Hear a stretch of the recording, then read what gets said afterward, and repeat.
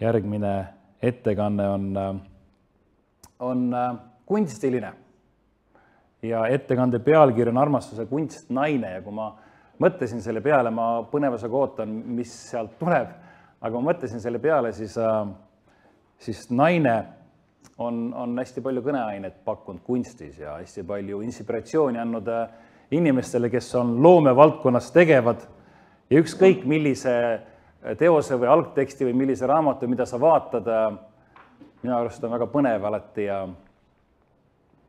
väga põnev, kuidas inimesed saavad inspireeritud, näevad ja loevad ja tunnevad oma ülimaid tunded naise kohta. Minu isa on ükskord öelnud midagi, mida ma ei saa tsiteerida, see ei kannata sellist, ütleme, online'i värki, aga ta on öelnud midagi naiste kohta, midagi taolist, mille peale ma olen palju mõtelnud, see on positiivne, see on lihtsalt niimoodi natukene robustsemalt võib-olla sõnastatud. Aga ma olen selle peale palju mõelnud, et see on väga huvitav ja väga põnev, kuidas erinevad kuvandid ja erinevad rollid on siis meie kõikide puhul ja kuidas naine on pakkunud kunstis kõneainet.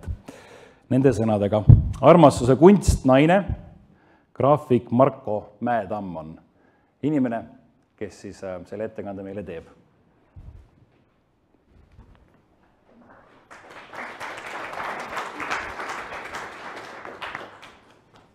Tere, aitäh! Ma võtan vähemaks. Ma panin täna spetsiaalse emadepäeva särgi selga. Siin lautma mida. Ainuke pidulik emadepäeva särk, mis mul on. Aga mütsi ma ei võta ära, sest ma olen nii vana juba ja mul on nii kaua koos elatud naisega, et mul hakkab pealagi minema kiilaks. Sest ma olen juba teist korda abielus ja selle teise naisega ma olen juba 30 aastat koos. Ja nüüd on hakanud nagu juhtuma see, et ülekalt juba hakkavad niisugused nagu kulumise ja vanaduse märgid. Kui Janek mulle pakkus selle fantastilise võimaluse välja siin osaleda, siis ma alguses olin üsna tõrges ja mõtlesin, et mida ma siin ikka räägin, et mida üldse üks kunstnik rääkida oskab, et tavaliselt nad ei jaga kellast ega ööst ega päevast, nad midagi nagu vahet ei tee, et siis ma hakkasin mõtlema, tegelikult mingisugune point võib-olla siin on, et eneselegi ootamatult kõik mu tööd tegelikult räägivad perekonnast ja naisest, peamiselt enda naisest ja kogu sellest nagu sisekliimast või mikrokliimast, mis kodus tekib paratamatult, kui elavad koos kitsal territooriumil, ma ei tea, 2, 3, 4, 5 inimest, kogu aeg hommikust õhtuni, öösel magavad koos, päeval teevad kõike koos, vaidlevad, kaklevad, rõõmustavad, söövad, et paratamatult seal see mikrokliima tegelikult on täiesti ise värki ja seal sees toimub hästi palju huvitavaid asju kogu aeg. Ja ongi juhtunud kuidagi, et juba peaaegu 10 aastat või rohkem kõik mu ideed tulevad sealt kodust, et ma peaaegu nagu ainult nagu sellest toitungi. Paljud ütlevad, et see on selline nagu enese naba seest tolmu urgitsemine, et mis see mulle korda läheb, kui sa siin räägid oma kodust, aga mulle endale isiklikult tundub, et kui ma räägin sellest, mis mul kodus toimub, et siis ma tegelikult räägin sellest, mis toimub ühiskonnas, sest et ma hommikul nagu kargan nagu vana korralik koopaelanik välja oma koopa suust ja lähen jahile ja hakkan sealt tooma siis koju endale väärtusi, raha ja prestiisi ja reputatsiooni, igasugust sotsiaalset credibility't ja kapatsiteeti ja värki. Ja tegelikult kõik see, mis väljas toimub, kas väljas on majanduslangus või majandustõus või on hoopis tükis väljas mingisugune muu katastroof, ma viin selle kõik endale koju ja kodus kõik see tegelikult ju isegi kuidagi moodi kompressi all veel võimendub. Nii et ma ise millegipärast sinisilmselt usun, et kui ma kodust nii-öelda räägin, siis ma tegelikult räägin teiste kodudest ka ja ma räägin tegelikult ühiskonnast ka mingit pidi, et ma ei pea tingimata ajalehest ammutama ideid, ma ammutan neid kodust, kuna ma olen ise eelnevalt ajalehte lugenud ja siis kodus see kõik kuidagimoodi leiab nagu praktiseerimist. ja siis ma mõtlesin, et mis ma siin ikka ülearu räägin, et näitan hoopis tükis teile videot. Ma olen teinud päris palju videoid oma elus, see fakt, et ma olen graafik, on iseenesest väga meeldiv, aga ma olen graafik ainult selle järgi, et ma astusin kunagi graafika osakonda õppima ja sellest on juba veel rohkem möödas kui minu esimesest abielust. Ja peale võib-olla kooli lõpetamist ma ei ole kunagi graafikaga tegelenud enam, aga nagu see vist ei käi praegu nii väga isegi asja juurde. Ja videoks ma valisin, ma hommikul tulin 8 üles või kui tulin juba 6 üles, sest lapsed lähevad kooli. Ja siis ma ei saa magada rahulikult, ma lähen närvi, et mismoodi neil koolis läheb. Ja siis ma valisin omal arvutist neid videoid ja valisin päris mitu videot välja, üks oli hullem kui teine ja üks tundus väga vägivaldne ja teine tundus, et see on nagu rõve ja ühe video ma olin teinud selles meeleolus, kui ma kunagi, mul tekkis mingi armuke ja ma ei saanud nagu kuidagi lahti sellest, siis kõik mu ideed nagu rääkisid sellest ja lõpuks ma pidin nagu naisele kõik ära rääkima, kuna ta nägi, et mu tööd muutusid. Ma nagu seda tööd ka ei näita, ma näitan ühte tööd, mille nimi on armastus ja see on tehtud täiesti spontaanselt, ilma ette valmistamata, aga ma ei räägiks sellest praegu rohkem, mul oleks hea meel, kui me vaatame selle ära ja siis te saate pärast küsida küsimusi või ka eestlaslikult ärge küsige küsimusi, mul ei ole selle vastu ka midagi, mul on selle vastu midagi, aga ma olen sellega harjunud. Ja põhimõtteliselt, nüüd ma siis näitan seda videot. Sellel videol häält ega heli ei ole, nii et siin ei ole mingisugust, ei ole vaja kuulata, saate teha omi asju. Aga pilt ikka on, aga see on väga halb, sellepärast, et ma tegin selle väga viljasta resolutsiooniga vana kaameraga. See töö on tegelikult juba 2009. aastast, aga tema väärtus ajas on läinud minu jaoks ainult paremaks.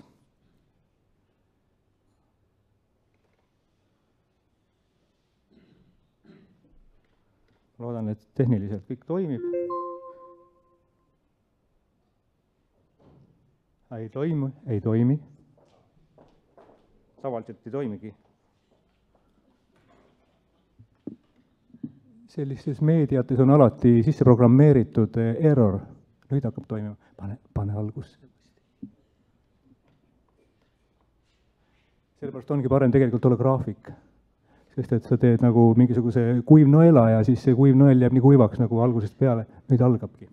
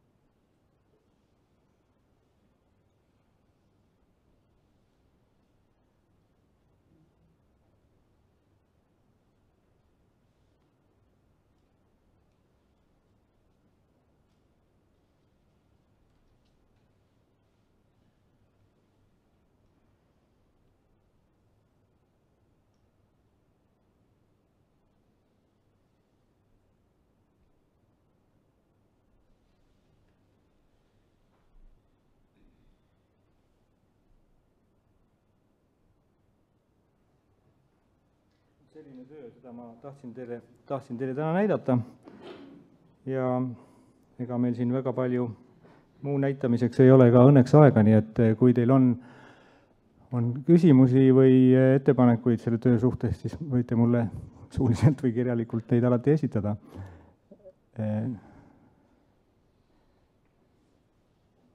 Praegu oleks see suuline variant oleks natukene parem.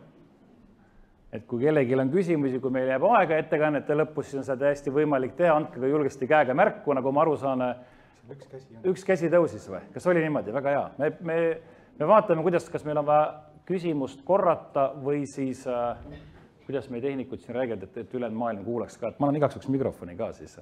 Kuigi saal on väike, aga siis tehniliselt jõuab see ka nendesse kohtadesse, kui vaja. Mina olen Kadri Keskküla, töötan ELK konsistooriumi diakoonia talituses ja ma osalt tõstsin käe sellepärast, et ettekandja soovis tagasisidet ja ma olin väga mures, et äkki ei tulegi tagasisidet. Ja see oli väga tore video, sest lõpus oli näha, et on lootust, et mees küsis, et mida sa siin teed. Et see oli tõesti tore video, lihtsalt seda tahtsingi öelda. See on väga huvitav, ma ei ole kunagi selle peale ise tulnud ja mitte keegi pole selle peale tulnud. Tavaliselt küsitakse küsimus, et kes see naine oli ja miks ta nii paks on. Ja siis ma ütlen, et see on minu naine ja siis ollakse tükk aega vait ja rohkem ei olegi midagi küsida. Aga see on tõesti põnev, et lõpuks seal lootus jah on, et ja see situatsioon ise oli ka selline, see on selline professionaalne keskustelu praegu, et ma nagu võtan katted maha sellelt loolt. Et loomulikult siis töö võlu kaob, aga see jääb nagu meie vahele. Et tegelikult oli see mu lapse, selle väiksema lapse poja sünnipäeva hommik ja naine oli tõesti tohutult ametis koogi tegemisega, sest nüüd tulid külalised kohe ja ei teadnud mina ja ei teadnud ka tema, mis me teeme seal. Et ma järsku jõin kohvi ja mul oli käes, nagu nukerdasin oma kaameraga ja järsku hakkasin niimoodi tegema temaga ja hiljem tekkis sellest siis nagu see situatsioon ja see idee, et olukord oli iseenesest väga pingeline ja ebamugav, eriti mu abikaasale, kellel oli tohutult kiire. Aga niisugune ongi see elu meil, nagu siin ka enne oli ju juttu, et ega me jah, eriti jah, nüüd mul läks mõttelang ära. Nii, kas kellelgi on veel mõni küsimus või ongi kõik? Kas kellelgi on küsimust? Jaanek vibutab käega seal Janek Mägi, sa vist niisama näitasid midagi, jah? Tahab, et ma ära läheksin siit juba. Kas on kellelgi küsimust? Soovite küsida midagi?